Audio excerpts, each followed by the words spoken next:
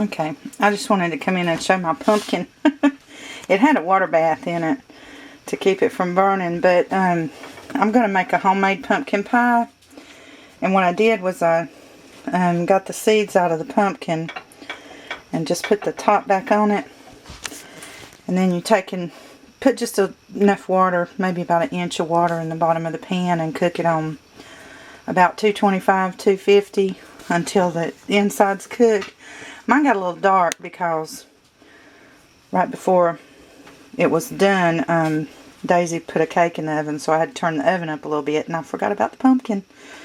But anyway, it's still good. So when it cools down, I'll come back and show you what I'm going to do to prepare the pumpkin pulp and all that stuff. Okay, I let my pumpkin cool here. What I'm going to do is take the meat out and put it in my mixer. I'm trying to get some of this stringy, yucky stuff out because it doesn't taste very good.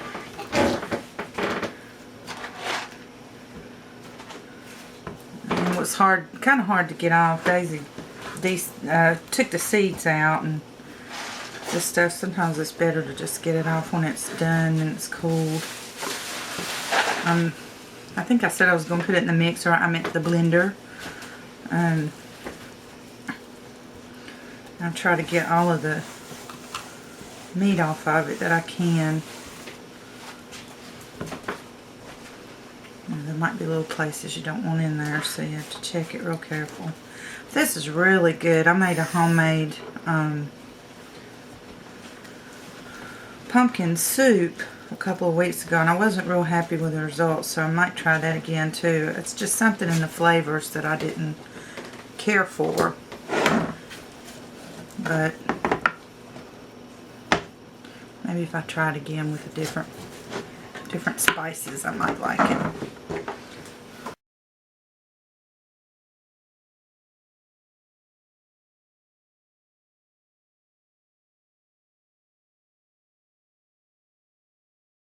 The best pumpkin to get, I don't know, maybe a lot of you already know this, but the best pumpkin to get for cooking, you want it to be a little ripe. You don't want it to be really hard, because to me it's kind of dangerous too to cut that top open.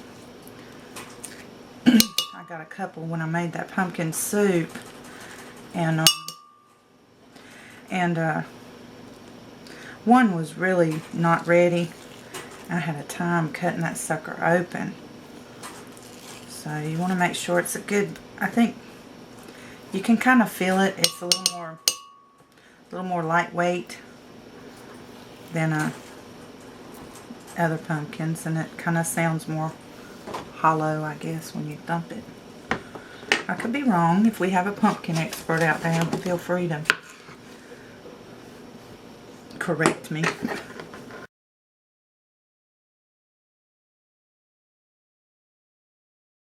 Puree it into a fine pulp so that I can use it for pie filling. And I'll finish this and then I'll be back to show you what else I'm doing. I'm gonna, you can see here I've got the pumpkin. I blended it up, and I actually added about 1/4 of a cup of heavy cream. I use the Mexican brand, La Chona Crema Mexicana, just because I like it. So I'm going to put it in the bowl. And we end up with, I want to say about maybe 4 cups, maybe 5 even, of the pumpkin pulp. I'm going to go ahead and fix it onto here. I've got about 3/4 of a cup of brown sugar packed.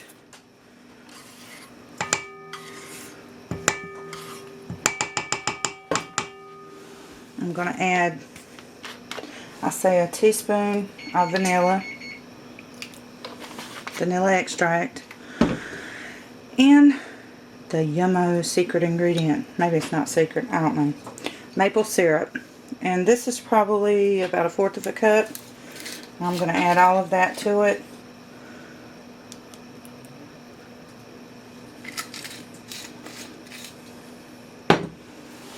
I'm going to add 1 whole egg.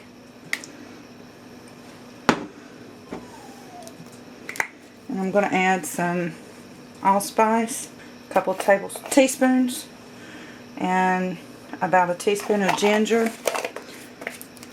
And then we've got cinnamon. I'm going to add about a teaspoon and a half of cinnamon.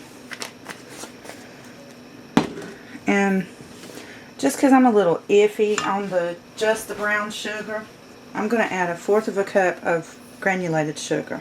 Now we got all of our ingredients in there. I'm going to put the piece on the mixer. And we will mix it up well. I've got my oven heating on 375, so it'll be ready when this is ready.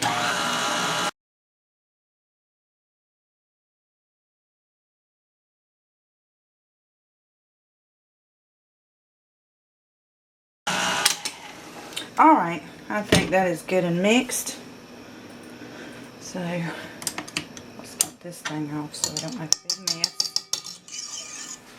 Alright, and I've got a ready-made pie crust here because pie crust ain't my thing. We're going to pour this in the mold, in the pie crust. And I think that is about enough for just 1 pie. And I used about a medium-sized pumpkin.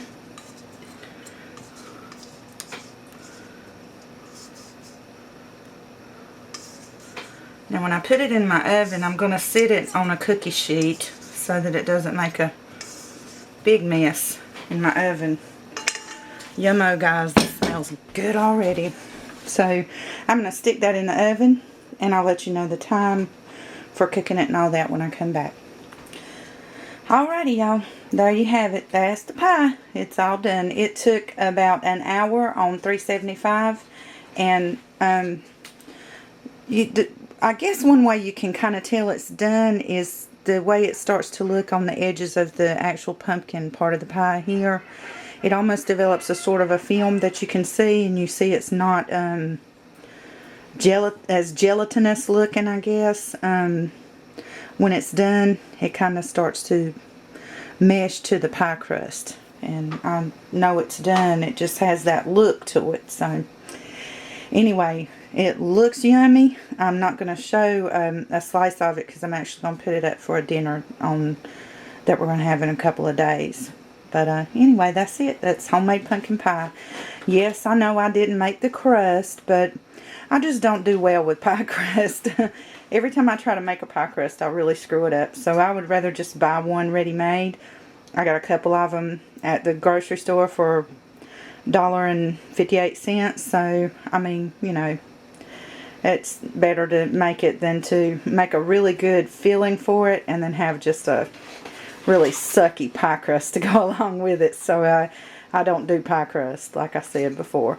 That is it, guys. Peace and bye-bye, and I will see you later.